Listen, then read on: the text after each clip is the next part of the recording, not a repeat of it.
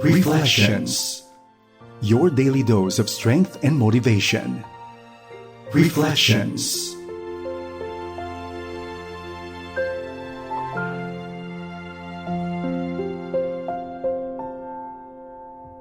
Isang mapagpalang araw sa iyo, kaibigan. Ako po si Ruth Larama Dizon. Salamat po sa inyong pagsama sa akin at pagsuporta po sa ating programang Reflection sa FEBC Radio TV. Samahan niyo po ako sa loob ng 30 minuto at ating pong pagbulay-bulay ng sinasabi ng Psalms chapter 3 verse 3.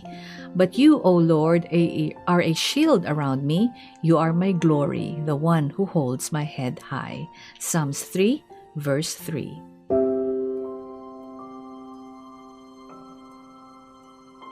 Isa po sa mga larawan ng Panginoon sa Old Testament is that of God as warrior. At sa lahat po ng scripture, si Lord po, si God, is frequently going to battle for His people or standing with them in the midst of difficulty, protecting us from harm.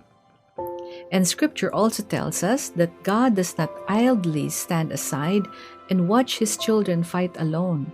Hindi po niya pinababayaan na tayo ay lumabang mag-isa dito sa buhay na ito. He is a warrior, He is our warrior, who is actively protecting His people. That is why the writer of Psalm 3 calls God a shield that surrounds Him. God is not distant, hindi po siya malayo. He is present and active in our lives. Even though we may experience pain and suffering, we can go to God for help and safety. He knows how to protect us and fight for us. The writer of this psalm also says that God is the one who lifts our heads in the midst of difficulty. It can be easy to become discouraged or tired in the middle of hard times, but even in those moments, God supports us. When we come to God as our shield, He not only protects us, but He also gives us hope and peace. He restores the parts of us that are tired and burned out.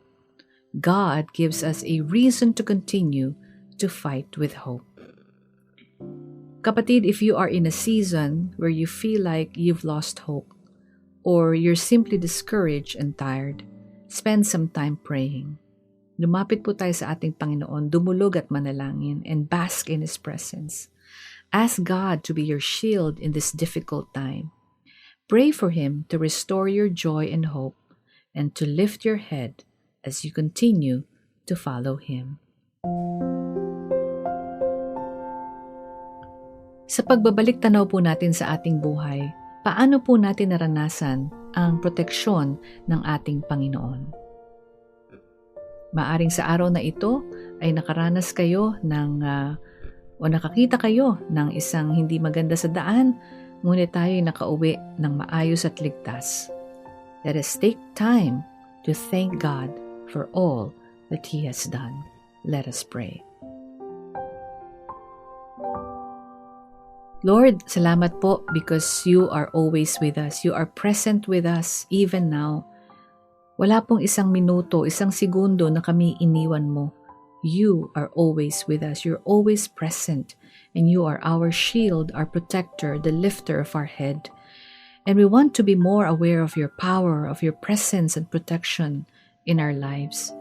Allow us, Lord, to continue to be grateful to You for all that You do for us, even things that we don't even know.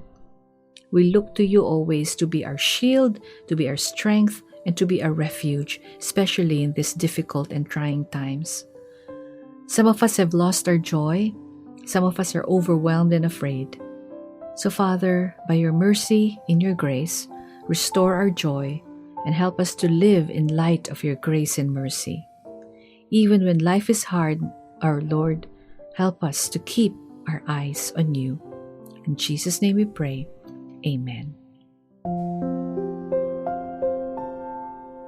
Kapatid, kung ikaw ay nakaranas ng kabutihan at proteksyon ng Panginoon, I invite you to serve someone today by encouraging him, by encouraging her, and offering the same grace and mercy that you have received from the Lord. Let us know in the comments below how God has been true and faithful in your life, and let's praise and glorify His name together. Hanggang sa muli po kaibigan, maraming pong salamat. Pagpalain po tayong lahat ng ating Panginoong may kapal. Reflections. Your daily dose of strength and motivation. Reflections.